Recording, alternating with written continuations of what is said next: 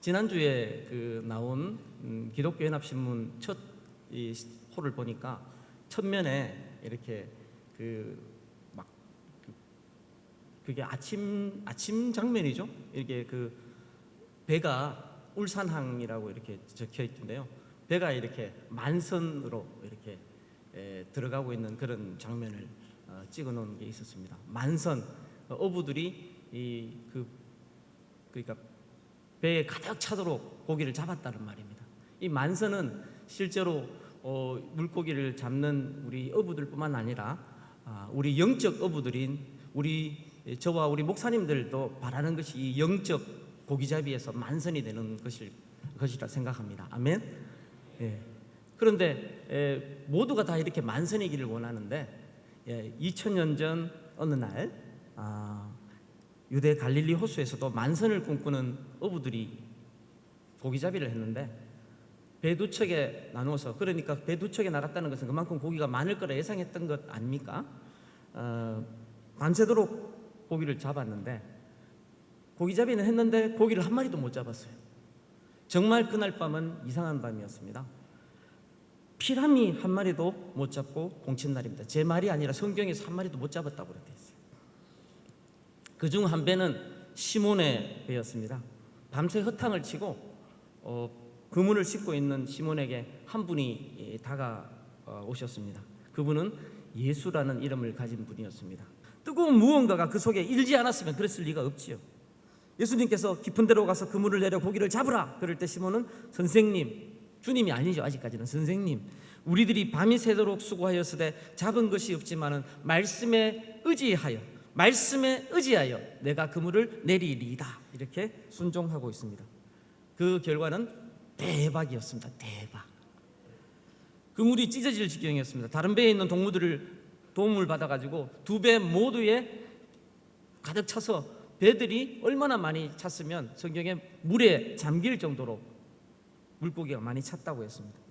여기까지 내용을 보면서 우리가 놓치지 말아야 할 것 하나가 있습니다. 나면서부터 뱃사람으로 자랐을 이 시몬, 이 갈릴리 호수라면 눈을 감고라도 고기를 진짜 몇 마리는 건져 올릴 것 같은 이 시몬, 이 고기잡이 전문가 시몬이 그날은 어떻게 그렇게 피라미 한 마리도 못 잡고 공을 쳤을까 하는 그런 사실입니다. 목사님, 저는 그것이 바로 하나님의 섭리였다고 믿습니다. 아멘. 시몬을 낮추셔서 그 마음을 비우게 하시려던 하나님의 섭리였습니다. 예수님께서 베드로를 부르신 그날 밤도 그랬습니다. 밤새도록 수고한 시몬이 공치도록 그렇게 하신 것은 하나님 아버지의 섭리였습니다. 그렇게 함으로써 시몬은 자기의 노련한 경험을 선선히 내려놓고 천지의 주제이신 하나님 아버지 앞에 무릎을 꿇을 수밖에 없었습니다. 그러고 보면 예수님 말씀 따라 그물을 내렸을 때 그물이 찢어지고 두 배에 채우고도 넘쳐 배가 가라앉을 정도로 고기가 엄청나게 잡힌 이 풍어도 기적이지만, 그 전에 예수님께서 그렇게 명하시기 전에 고기잡이에는 박사라고 할 시몬과 그의 동료들이 밤이 새도록 그물을 던졌는데도 피라미 한 마리 못 건진 그러한 사실도 바로 흉어도 또한 기적이라는 사실을 우리가 눈여겨봐야 합니다. 하나님께서 시몬을 겸손하게 하시어서 그 영혼을 건지시기 위해서 두 가지 기적을 하루에 행하신 것입니다. 하나는 흉어의 기적이고, 피라미 한 마리도 안 잡히는 흉어의 기적이고, 또 다른 하나는 풍어의 기적입니다. 그렇게 한 마리도 못 잡았던 그들이 예수님 말씀에 따라 순종했을 때 대박의 만선을 이루는 그러한 기적을 이루게 하셨던 것입니다. 저와 여러분, 우리 가운데도 고개 빳빳하게 세우고 하나님을 대적하다가 엄청 두드려 맞은 후에야 회개하면서 전부여 의지 없어서 손들고 옵니다 하면서 하나님 앞에 나온 이들이 있을 것입니다. 그런 분들이 있을 것입니다. 안 두드려 맞고 정신 차렸으면 더 좋았죠. 하지만 두드려 맞고서라도 주님을 알게 됐다면 그것 또한 하나님의 은혜입니다. 아멘. 저도 많이 맞았습니다. 우리 중 개인이 하나님 앞에 맞서 불순종하면 엄청 두드려 패서라도 불러주시는 하나님이, 그리고 그분이 바로 하나님입니다. 그런데 한국교회 전체가 불순종하니까 하나님께서는 한국교회 전체를 때려서라도 우리를 낮추시고 다시 하나님께로 돌아오게 하시려 하고 계십니다. 1990년대부터 오늘날에 이르기까지 계속되는 한국교회 성도수의 급감은 이제 심각한 상황입니다. 교인 수가 늘고 있다는 교회도 교회 간의 이 수평 이동이 대부분이고, 생자 초신자가 예수 그리스도를 믿고 교회에 등록하는 경우는 매우 줄었습니다. 출산율의 저하로 인해서 교회 성도 구성도 역삼각형으로 변해가고 있습니다. 노인들은 많은데 아이들이 없는 그런 교회들이 너무 많습니다.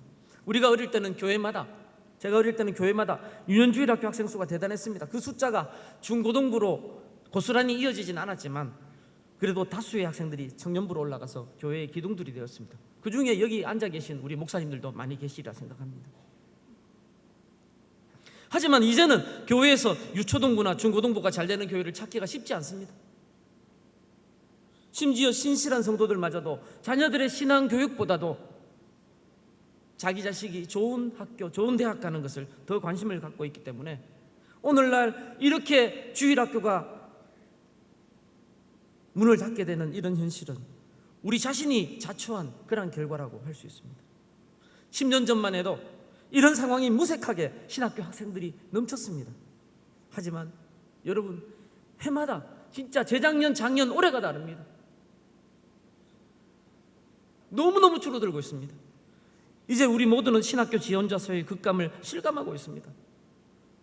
우리나라의 교회 수가 엄청나고 목회자 수가 엄청난 상황인데도 신자 수가 급감하고 그에 따라 신학교 지원자 수도 급감하고 있는 한국교회, 이런 상황은 한마디로 말해서 영적 흉어의 기적이라고 할 수밖에 없습니다. 하나님께서 우리를 낮추시고 겸손하게 하셔서 다잡을 작정으로 치시는 것이 아니라면 지금 이 상황을 설명할 길이 없기 때문입니다.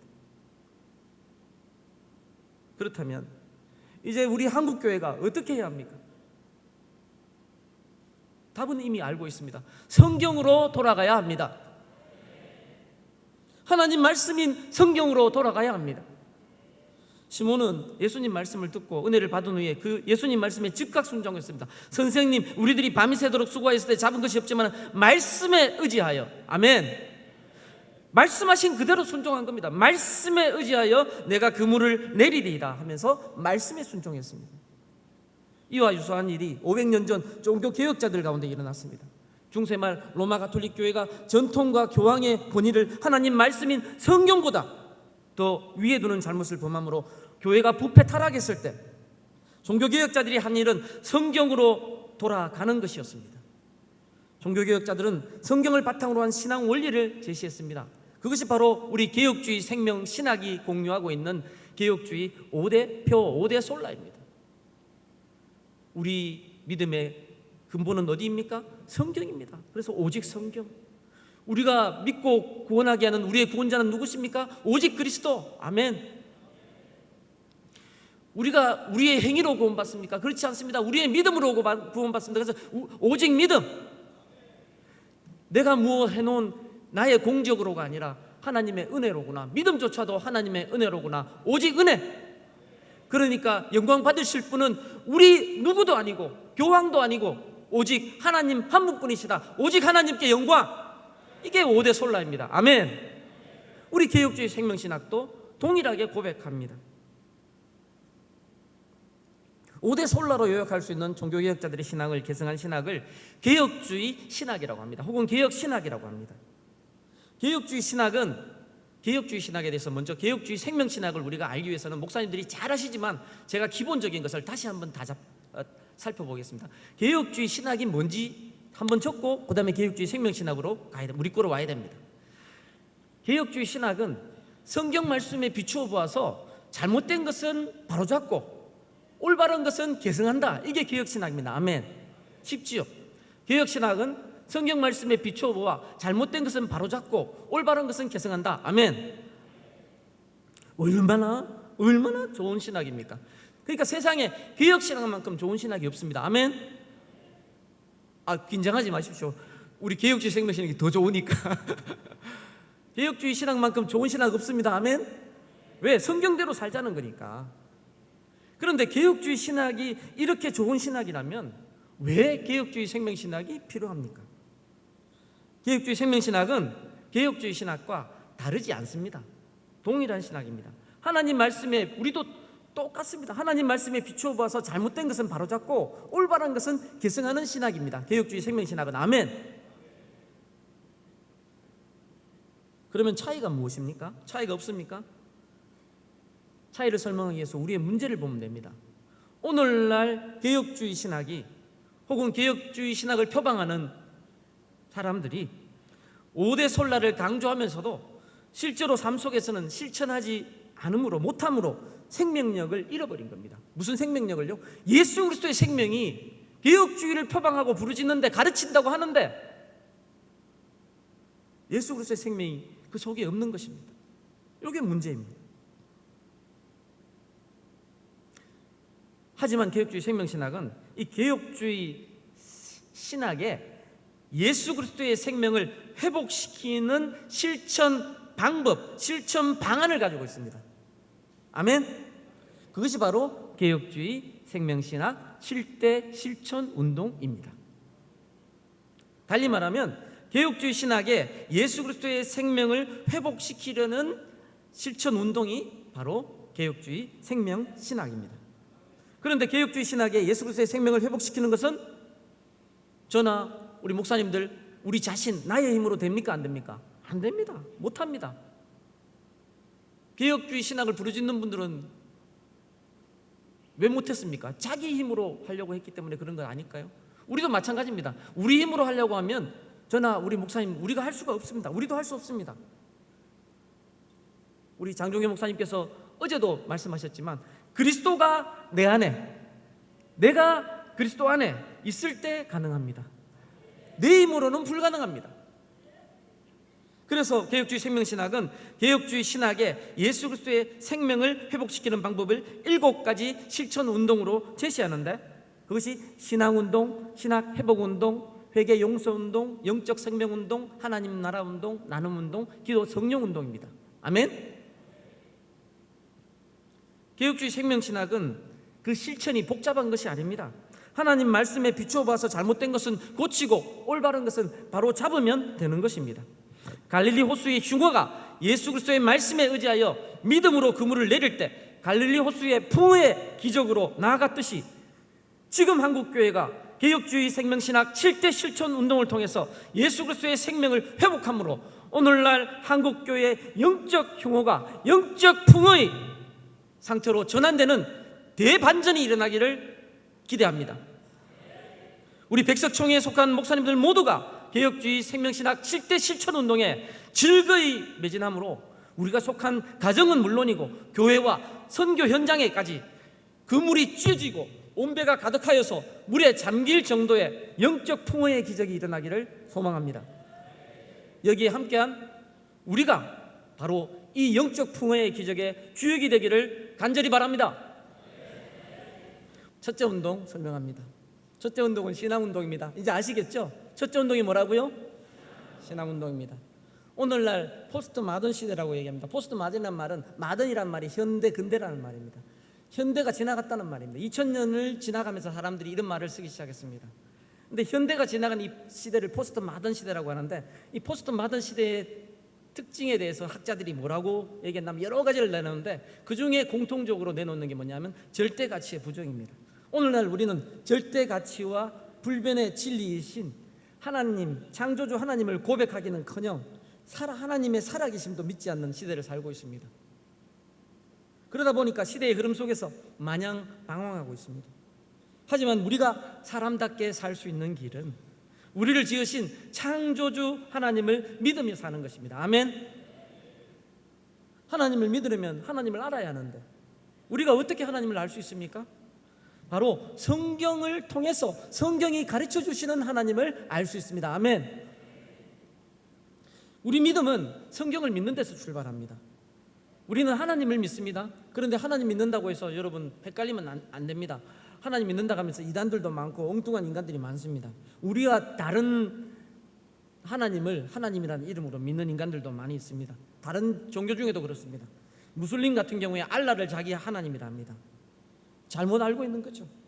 우리는 여호와 하나님을 하나님으로 믿습니다. 아멘.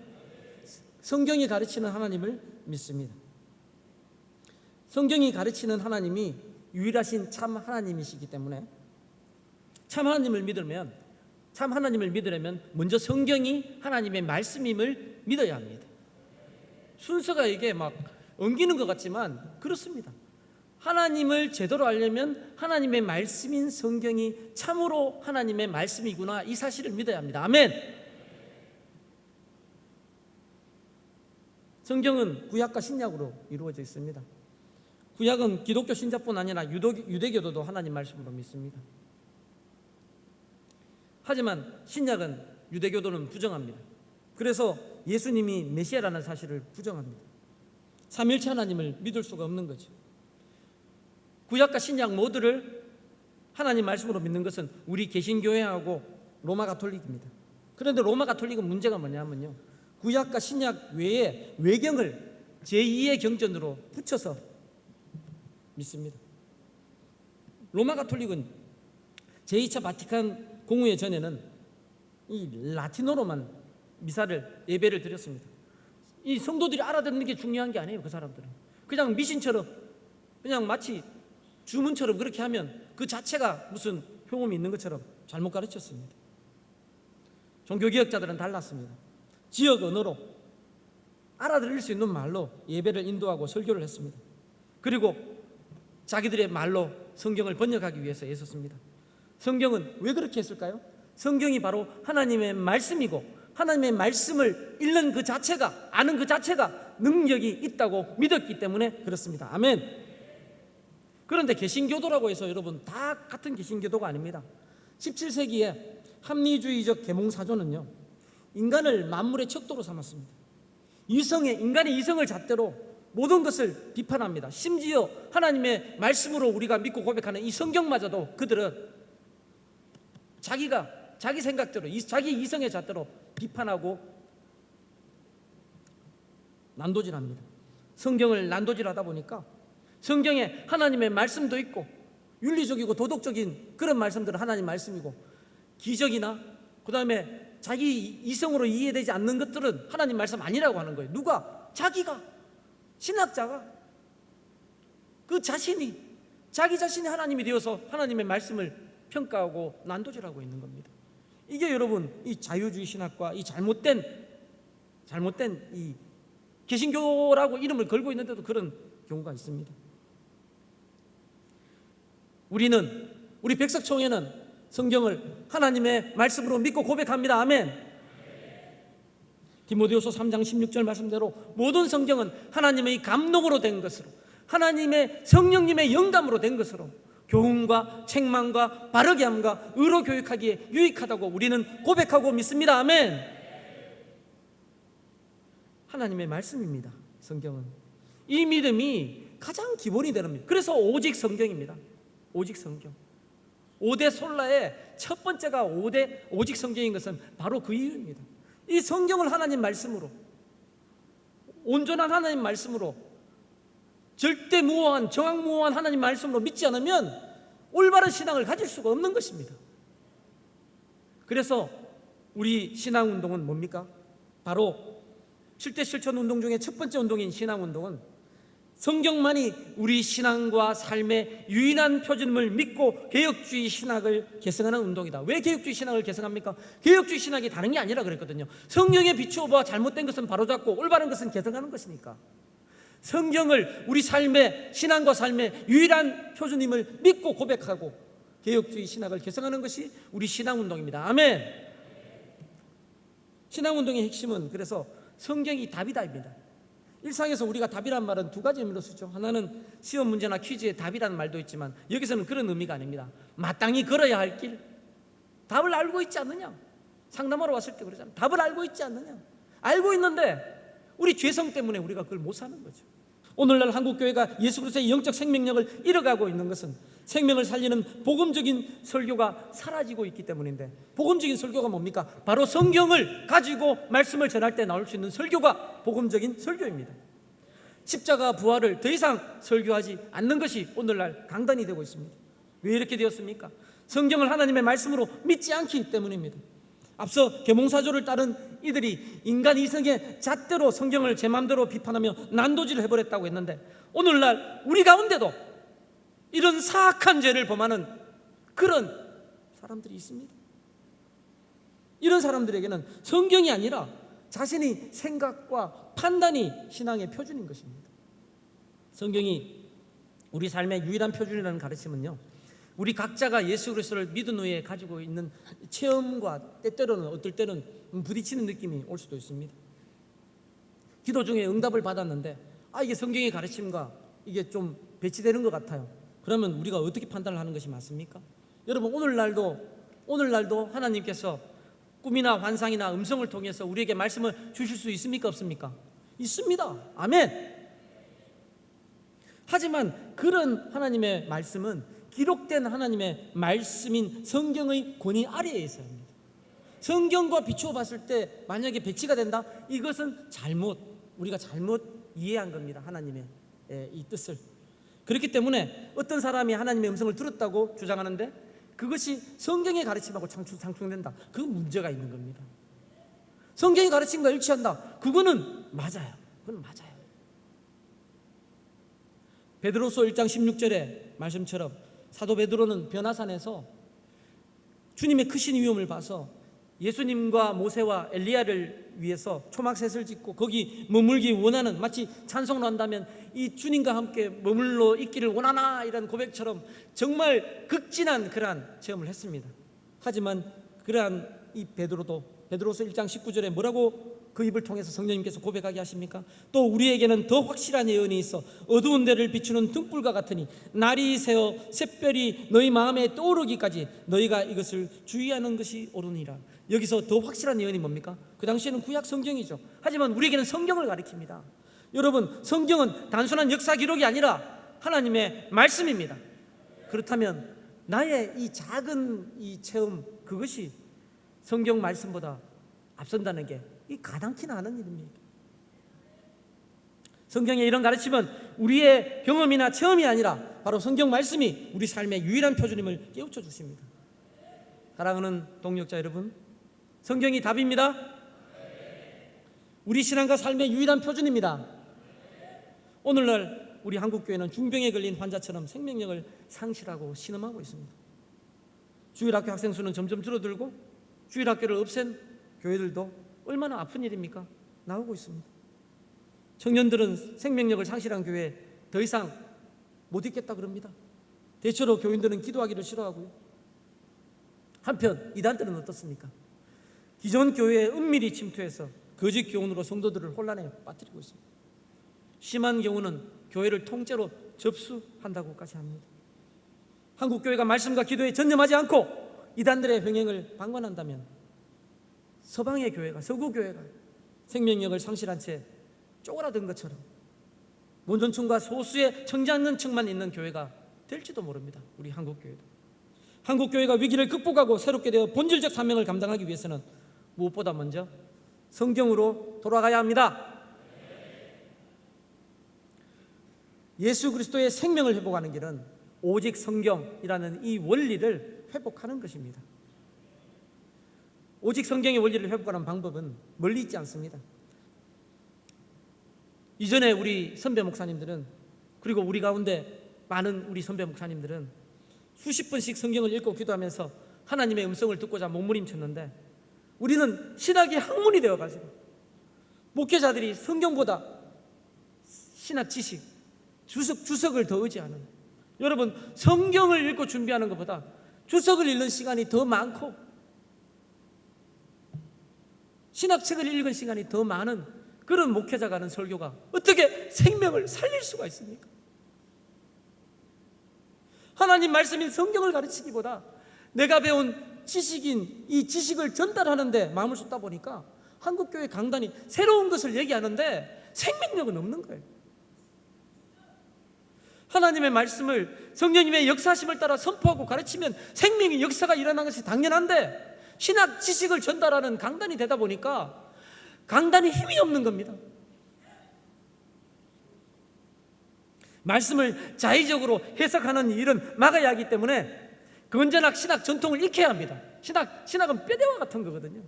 하지만 뼈대만 있다고 살아있는 게 아니잖아요. 그건 뼈다귀잖아요. 이 마른 뼈가 이 생명력을 얻기 위해서는 성령님의 역사가 있어야 되지 않습니까? 그게 뭡니까? 하나님의 말씀과 성령님의 역사입니다.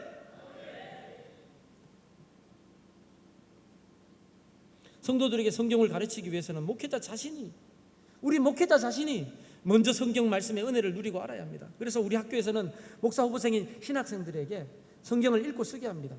우리 한국교회 초기 목사님들의 경우에는 성경 읽기 쓰기가 따로 가르칠 필요가 없었어요. 왜? 그분들이 스스로 하고 있었으니까. 그런데 오늘날 신학생들은요, 신학책은 그렇게 의지하고 좋아하면서도 이미 성경 말씀은 안 읽고 성경 말씀은 뒷전으로 밀려고 그래요. 그러니까 우리 학교의 과목 중에는요, 성경 읽기와 필사도 있습니다. 무슨 중세시대도 아니고 성경 읽기와 필사가 있습니까? 왜요?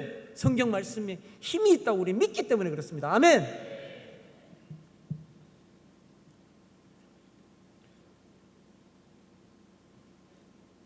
성경 읽기와 쓰기를 정규 과목으로 편성한 것 외에 우리 학교는 2주간의 신입생 수련회를 마련했습니다. 신학생들이 신학 수업을 시작하기 전에 먼저 말씀과 기도의 능력을 맛보아 하는 것이 필요하다고 생각했기 때문에 그렇습니다. 그래서 수련회 낮 시간에는요, 여러분 밤 시간에는 이제 말씀, 새벽과 밤에는 강사님 통해서 이렇게 말씀 읽고 같이 기도하는 시간을 가지고요, 낮 시간 성경 통독을 합니다. 신학교에 왔는데 성경을 면접하다 보면 한 2번, 3번 읽은 사람이 많아요. 이래가지고 무슨 신학을 우리가 압니까? 그래서 그냥 성경의 생자, 성경의 맛을 좀 알아라 가지고 성경 통독을 낮 시간에 시키는 겁니다. 성경을 갖다 6배속 녹음 그걸 틀어놓고는요, 그냥 앉아가지고 성경을 쫙 읽는 겁니다. 그래, 이 2주 동안 읽으면요, 주간이고 야간이고 성경 한 3분의 2 정도, 다는 아니고요, 시간이 안 돼요. 3분의 2 정도 읽습니다. 그러면서 성경의 맛을 또 보는 학생들이 많이 있습니다. 감사한 일 아닙니까? 아멘. 우리 학교가 그렇게 하고 있습니다. 그리고 밤과 새벽에는 말씀 사경회와 기도로 성령 충만을 사모하도록 돕고 있습니다.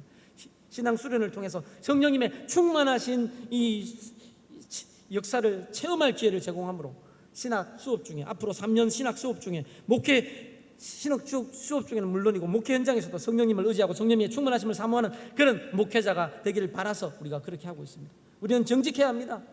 오늘날 한국교회가 왜 피라미 한 마리도 못 잡는 이 영적인 흉어의 상태에 있느냐? 하나님 말씀으로 돌아가야 합니다. 아멘. 생명을 살리는 교육법을 찾기 위해서 학교가 애쓰고 있습니다. 신학교만 문제가 아닙니다. 기독교 대학들도 위기입니다. 백석학원이 설립 30주년을 맞을 쯤, 2006년 어간이죠. 백석학원에 속한 학교들에서 체프를 매 학기 필수로 자리 잡고 있었습니다. 그런데 이 체프 입학 후 졸업 때까지 전문대학 같은 예술대와 문화대는 4학기, 그 다음에 이 백석대는 8학기 동안 체프를 매번 드리는 겁니다. 그런데 이제 추세가 바뀌는 거예요. 체프 숫자를 엄청 줄여요. 학생들이 그냥 8학기 중에 한 절반 듣고 그냥 졸업할 수 있도록 해줍니다. 성경 과목도 많이 안 가르칩니다. 그냥 기독교 교양 그래가지고 한 서너 과목 그냥 선택하면 자기 마음대로 듣고 그냥 졸업합니다. 우리도 그렇게 하자는 거죠. 왜? 그 대학들이 세상적으로는 인류대학 그러고 있거든요. 그러니까 그런 얘기들이 나왔습니다. 교수님들 가운데 우리도 인류대학을 시행하면서 기독교 대학 색채를 틀어야 된다, 이렇게 주장을 했습니다. 그래서요, 그때부터 오히려 강화했습니다. 강화.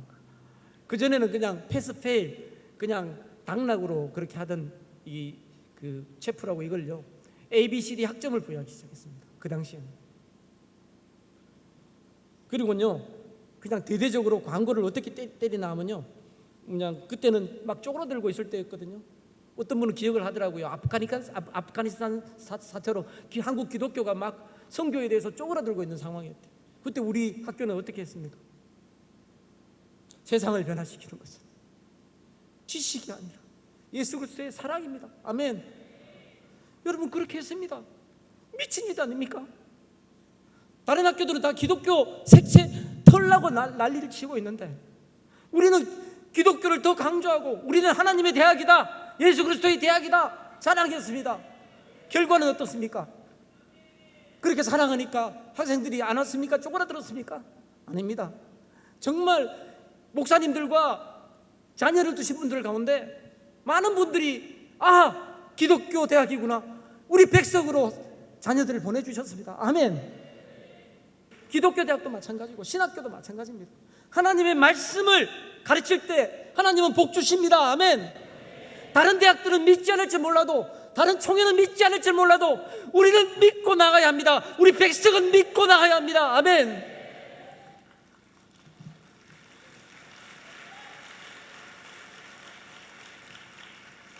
그 다음에 많은데 좀 건너뛰어야 되겠어요. 그 중요한 부분으로 갑니다. 그래서 우리가 성경을 읽고 여호와의 율법을 즐거워해서 그 율법을 주야로 묵상하고 그 다음에 꿀과 송이꿀보다 더 많이 이 말씀을 사모해야 되는데 이 말씀을 읽음만 가지고는 안 되잖아요. 기도가 같이 가요. 기도. 우리 종회장님께서 말씀하신 이 말씀은 진짜 다가옵니다.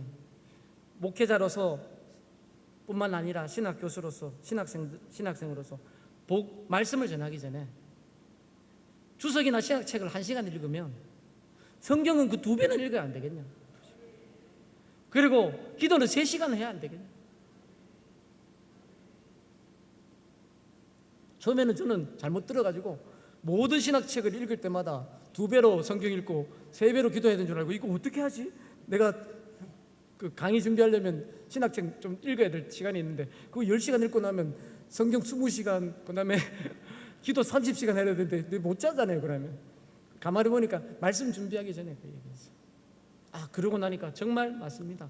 왜? 우리는 말씀 준비하면서 자꾸 신학책이나 주석을 의지합니다. 그러면 그것은 그 주석가의 말은 될지 몰라도 내 속에 성령님이 역사하셔서 내가 소화한 말씀이 안 되는 겁니다.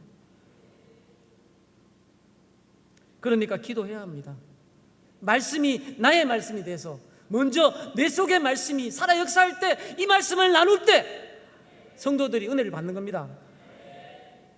그래서 정말 1, 2, 3의 의미가 가 있는 거죠. 그럴 때 성경은요 정말 우리의 정봉소적이 될 수가 있습니다. 그래서 기도 성령 운동이 우리 실천 운동의 개혁주의 생명신학 7대 실천 운동의 종착점인 것입니다. 둘째가 신학 회복 운동인데 이미 설명을 많이 했기 때문에 좀 건너뛰어도 됩니다. 신학 회복 운동의 핵심은 신학은 학문이 아니다는 것입니다. 오늘날 우리 한국교회가 서구교회 전체를 밟고 있지요. 그래서 개혁주의 생명신학은 사변화된 신학을 반성하고 하나님의 말씀으로 돌아가기 위하여 신학은 학문이 아니라 예수 그리스도의 생명의 복음임을 고백하는 신학 회복 운동입니다. 아멘. 신학은 유일하신 하나님과 예수 그리스도를 아는 것입니다. 신학 회복 운동을 이해하기 위해서는 먼저 신학이 무엇인지 알아야 되는데요. 신학이 무엇인지 가장 잘 드러내는 이 구절이 요한복음 17장 3절입니다. 영생은 곧 유일하신 하나님과 그의 보내신 자 예수 그리스도를 아는 것이니이다. 아멘. 신학은 하나님을 아는 것입니다. 우리가 예수 그리스도를 잘 알면요 신학 잘하는 거예요. 신학 책 따로 안 봐도 됩니다. 그게 신학이 아니라 정말 참된 신학은요 예수 그리스도를 알고 하나님을 아는 것입니다. 아멘. 그러면 영원한 생명을 누리는 거거든요. 참된 신학은 하나님의 말씀을 통해서 영원한 생명을 얻고 이 생명을 전파하는 신학입니다. 그래서 개혁주의 생명신학은 신학 회복 운동의 핵심을 신학은 학문이 아니다라고 하는 것입니다.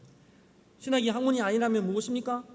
바로 학문이 아니라 예수 그리스도의 생명의 복음입니다. 신학은 학문이 아닙니다. 학문은 원래 우리가 일반적으로 학문이라는 것은 인간 이성의 활동을 갖다 체계적으로 정리해 놓은 게 학문이지 않습니까? 그런데 인간 이성의 활동, 하나님에 대한 우리의 생각을 정리해 놓은 게 신학이라면 그게 인간의 말이지 하나님의 말이 아니잖아요. 근데 신학이라는 그 용어는요 테올로기아라는 이 말이 이 그리스 말 아닙니까? 헬라어죠.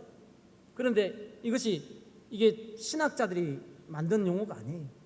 플라톤 철학자 플라톤이 쓰고 그 제자 아리스토텔레스가 썼는데, 테올로기아가 테오스, 하나님이라는 테오스하고 로기아, 이 말씀, 이 두 개가 합해진 거죠. 그러니까 이 하나님 말씀도 되지만 하나님에 대한 말도 되는 겁니다. 이 말 자체로. 그러니까 어떤 면에서는 그 플라톤이나 아리스토텔레스는 그런 뜻으로 쓰지도 않고 신화 같은 그런 썼지만, 하나님에 대한 인간의 말을 갖다 신학이라고 그렇게 얘기하는 인간들도 있다는 겁니다. 하지만 우리의 신학은 그래서는 안 되는 겁니다. 신학이 말로는 하나님에 대한 말도 되지만, 물론 우리가 하나님에 대해서 설명할 수 있죠. 하지만 궁극적으로 생명을 주는 말씀은 우리가 하나님에 대해서 말한 것이 아니라 하나님께서 우리에게 말씀하실 때 능력이 있습니다. 아멘. 거기에 생명이 있습니다. 아멘. 그래서 우리가 신학을 인간이 하나님에 대해 말하는 것으로 이해하는 사람들에게 신학은 학문입니다. 하지만 하나님을 알고 하나님을 사랑하고 하나님을 즐거워하는 그 하나님을 알아가는 그 자체를 신학으로 제대로 아는 사람들에게 이 신학은 학문이 아닙니다. 여러분, 논리와 체계로 만드는 것이 그렇게 중요합니까? 제가 이런 생각할 때 제일 저는 쉽게 이해가 되는 게, 사람에 대해서도 우리가 논리와 체계로, 예를 들어서 어떤 사람을 인격적으로 안다는 게 뭡니까? 여러분, 인격적으로 안다, 누군가를 인격적으로 안다는 게 어떤 겁니까? 그분을 겪어보는 거 아닙니까? 좀 얼굴들이 많이 굳어 계신데 연애하셨죠? 연애 안 하셨군요. 저는 연애했습니다. 연애할 때 사랑하는 사람을 체계적으로 논리적으로 분석하는 인간이 있습니까? 그건 미친 거죠. 그냥 만나고 사랑하는 겁니다. 신학도 인격적으로 하나님을 알고 만나고 사랑하는 겁니다. 아멘. 그게 어떻게 학문입니까? 만남이죠. 만남. 사랑하는 동역자 목사님 여러분, 신학은 학문이 아닙니다. 신학은 예수 그리스도의 생명의 복음입니다. 변화되어야 할 한국교회의 신학교육에 대해서는 앞서 이미 말씀 다 드렸습니다. 신학 회복운동의 시작은 성경이 하나님의 계심을 믿는 것입니다. 오늘 한국교회가 힘이 빠진 이유는요, 이 성경 말씀을 하나님의 계시의 말씀으로 믿지 않는 거예요. 성경의 권위가 떨어진 거예요. 그러므로 누가? 저와 여러분, 우리 목사님들이, 우리가 성경이 하나님의 계심을 믿어야 합니다. 아멘. 계시가 뭡니까? 계시가 은밀한 것을 보여주신 거 아닙니까? 하나님이 생명과 능력을 보여주신 거 아닙니까? 그걸 믿어야 합니다. 우리 목사님들이 잘못하는 거 요번에 하나 고치면 좋겠어요. 혹 우리 가운데도 습관적으로 그렇게 하고 있는 분들이 있을지 몰라요. 성경 말씀을 하다가 갑자기 모세가 말했다, 바울이 말했다, 다윗이 이렇게 말했다, 이렇게 습관적으로 얘기하는 거예요. 여러분, 물론 목사님들이 그런 뜻으로 말 안 하는 거 알아요, 우리 목사님들은. 하지만 이 습관부터 고쳐야 됩니다. 왜? 우리가 그렇게 말하면 우리 성도들이 그렇게 따라가 버리니까. 어떻게 해야 합니까? 모세를 통해서 하나님이 말했다. 아멘. 한번 따라해 봅시다. 모세를 통해서 하나님이 말씀하셨다. 바울을 통해서 하나님께서 말씀하셨다. 입에 이게 돼야 됩니다. 왜? 우리 그렇게 믿으니까. 아멘. 말씀의 능력은요, 말씀을 전하는 자와 듣는 자 모두가 성경을 하나님의 살아있는 말씀으로 온전히 믿을 때 나타나는 것입니다. 아멘. 그래서 목회는 지식으로 하는 것이 아닙니다. 여러분, 목회하러 현장에서 있지는 않지만 우리 학생들을 가르칠 때, 여러분들의 자녀를 가르치고 후배를 가르칠 때, 우리가 지식이 아니라 가슴으로 성령님의 역사심을 가지고 저와 우리 신학 교수님들이 가르칠 수 있도록 기도해 주십시오. 여러분, 신학의 학문이 아니라 정말 생명의 말씀이 되기 위해서는 저와 여러분이 전하는 말로만 아니라 우리의 삶으로 예수 그리스도의 생명의 말씀인 이 복음을 살아내야 하리라 믿습니다. 아멘. 그러면 신학이 학문이 아니라 예수 그리스도의 생명의 복음이 될 것입니다.